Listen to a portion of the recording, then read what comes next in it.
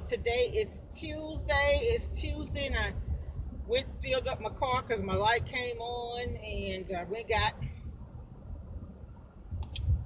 my lunch from KFC. So I got quite a few things I wanted to talk about, but just on my ride back to work, I want to talk about um, COVID and a lot of people not wanting to get the vaccination for whatever reason. The government is taking too much control. Microchips and COVID is this and COVID is that. But y'all, the reality is people are dying. People are dying, and a lot of the people that are dying have not been vaccinated. So, irregardless to how you feel about it, look at the facts. There was a doctor. I'm sorry, I'm looking ahead because I'm looking. I'm driving, but there was a doctor, and she was just about in tears. She's like, you don't want to get the vaccination, but you're being selfish. She said, these people behind me, these people are tired. This is their fourth round of dealing with this virus. People are literally losing their lives, and so I was thinking about it yesterday, and I'm gonna be honest with y'all. I hadn't taken the vaccination. I'm sorry this thing is jumping like that, y'all. I'm sorry. I hadn't taken the vaccination, and I said that before I left to go and to Texas for my grandson's birthday. Though I said I was gonna take it. I wanted to at least have my first shot before I went, and that will be 3 weeks ago tomorrow. So I have to actually, my son and I have to go back and get our second dosage of the Pfizer vaccination. That's what we got. And we just went to our local health unit. We were tested first. And I don't know if I ever got a chance to tell you about that. I think I recorded a video, but I don't know if I shared it. I can't remember if I did, but if I did, I'm going to cut this out. So what happened is my sister had gotten sick, and I had gone to visit her this Sunday because that's where my brother is staying. The one that is in therapy after having the fall and paralyzed, and now he's back. He's able to walk a little bit without the walker, thank God. But anyway, at the she had gone to the doctor very sick, and they told her she had COVID and double pneumonia, and a day and a half later they told her she didn't. So thank God for that. But anyway, her doctor did tell her if she had COVID and she had not gotten that shot, she would be bad off. You know what I'm saying? She would have, it would have been a different situation. But anyway, so my son and I went to go get the vaccination. My reason for waiting is I wanted to wait 6 months and see what the outcome was going to be from those who had been vaccinated because it was new.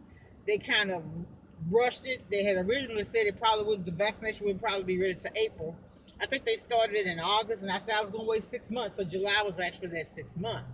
And I didn't have any complications. I actually went to go and get tested first because I thought I had been exposed this particular time, because this is my second exposure incident, which was actually a false alarm. So they didn't go all the way up my nose like they did the first time. The first time, it literally felt like they touched the tip of my brain, honestly. But the second time, they didn't do it that. And they came back in less than 15 minutes with the results for my son and I both. And so, but anyway, after we found out we didn't have COVID, we hadn't been exposed, we went ahead and took our little, weekend getaway. But anyway, the reason I wanted to bring COVID up is because a lot of the people and I gave some statistics that I had gotten from a meeting the other week, and I may share that. I'll link that video. You can go and see it. But I just want to talk about this, and they're talking about the government. The government wants to control our lives. The government wants to do this. They want to take over so much. But listen to this: when the government offered to give people money to assist in the loss of their businesses, nobody turned that down, right? Nobody. A lot of the people.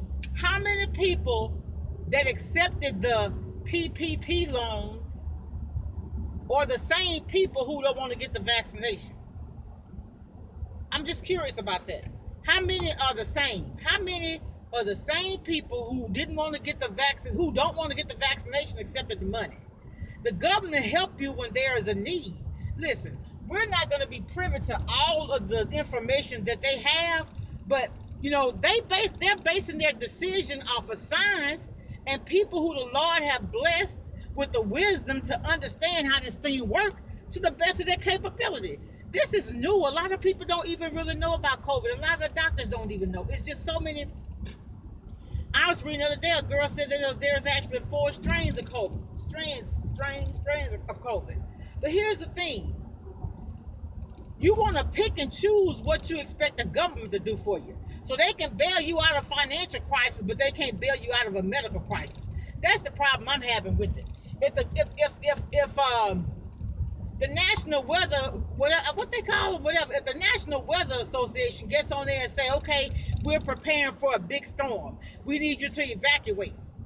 That's the government stepping in to help the people. Are you going to not evacuate because you don't want the government to tell you what to do? Listen, I understand people want to have you go, hey, God gives you free will to accept him whether you will or not. You got free will. God gives you free will, right? So you can pick and choose what you're gonna do.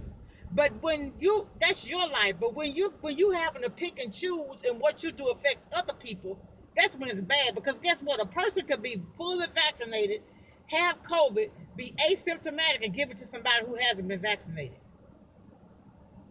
People are literally mad because the schools want to protect your child by making them wear a mask. So you don't want them to protect them if it's a storm coming. You want to pick and choose what kind of rules you want to follow. The government is using science.